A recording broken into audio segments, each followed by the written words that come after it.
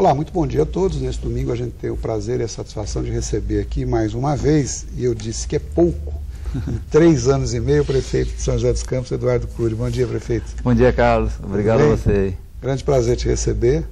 Prazer estar aqui de novo.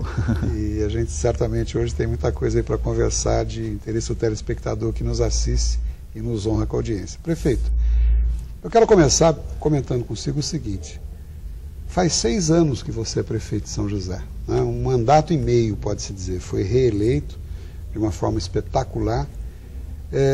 Na sua opinião, na sua própria opinião, você conseguiu cumprir as etapas almejadas e planejadas até aqui?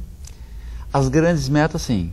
Elas estão dentro do meu cronograma de trabalho, ou seja, 6 anos de mandato. Embora os 2 primeiros anos de todo o governo sejam muito diferentes dos 2 últimos.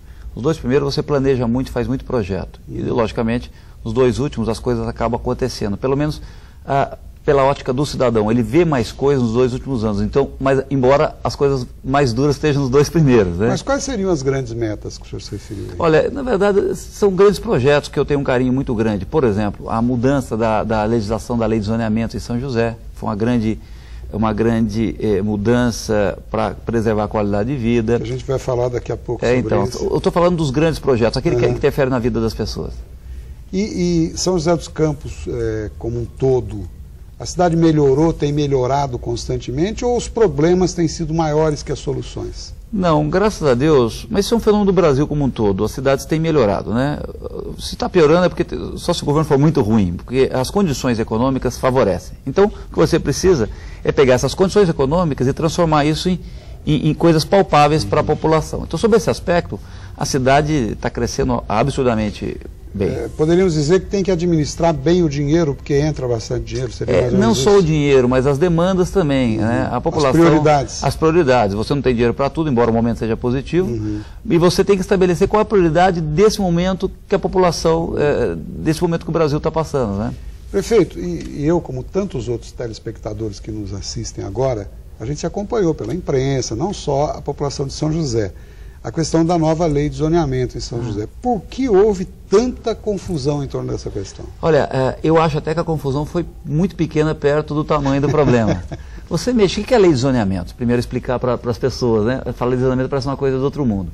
É a regra de ocupação do solo, né? Como que você vai ocupar numa cidade?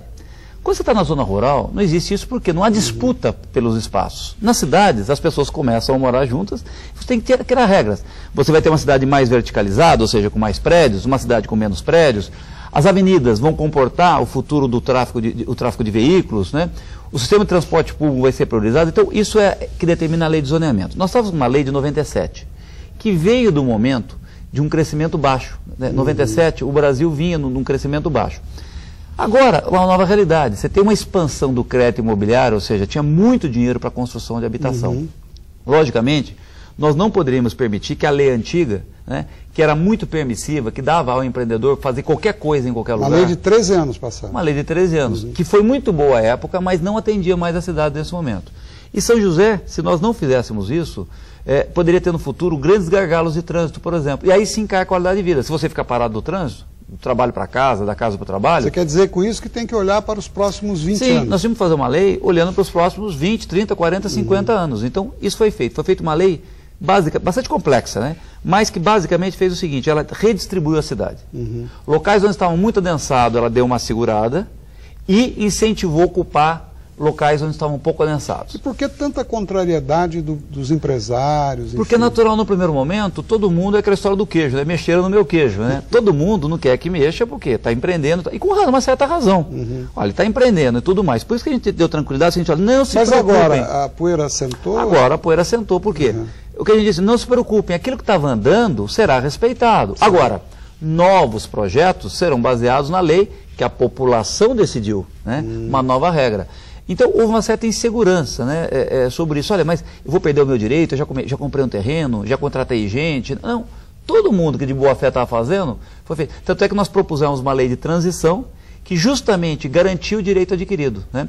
Agora, tudo isso tem um embate, porque se você muda numa área ou num terreno o que pode e o que não pode, aquela pessoa se sente prejudicada. Então, ela não fala, logicamente, que está defendendo o interesse dela. Então, ela fala, a lei não é boa, né? e tudo mais. Agora, ou nós fazíamos isso, ou a cidade daqui a 20, 30 anos poderia ter sérios problemas de congestionamento ou até densamento exagerado. Prefeito, e ainda nessa linha de raciocínio, São José ainda é uma cidade atraente para novos investimentos no setor imobiliário. O que a gente sabe, pelo menos pela imprensa também, é que grandes construtoras foram para a Bolsa de Valores de São Paulo, arrecadaram muito dinheiro, escolheram algumas cidades até no país para investir, e São José foi uma delas.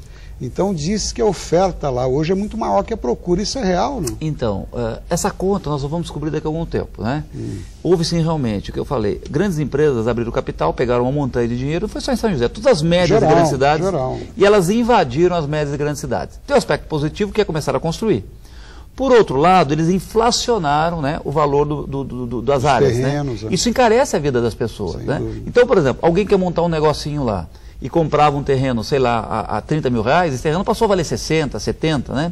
Ora, se quem está inflacionando realmente construir e entregar para quem precisa, tudo bem, é assim que deve ser.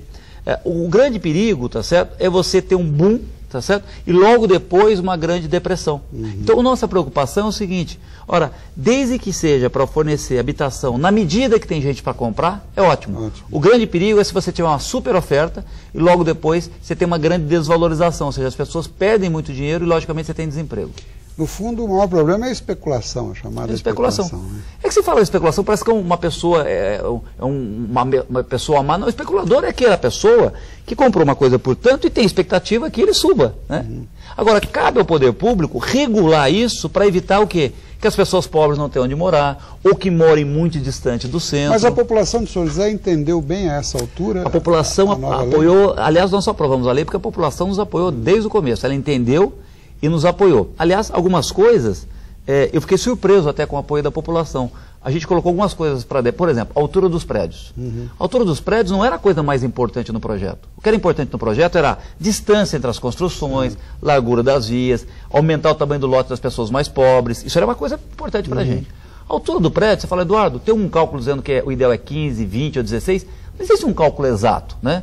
Só que a população comprou a ideia do limite do gabarito dos prédios, e aí o seguinte, virou consenso na cidade. Então, são coisas no qual a população acabou apoiando o projeto e acabou dando força para ele. Disso. Bom, eu vou pedir um minutinho de licença a todos, a gente vai para um breve intervalo e já volta. Fique conosco.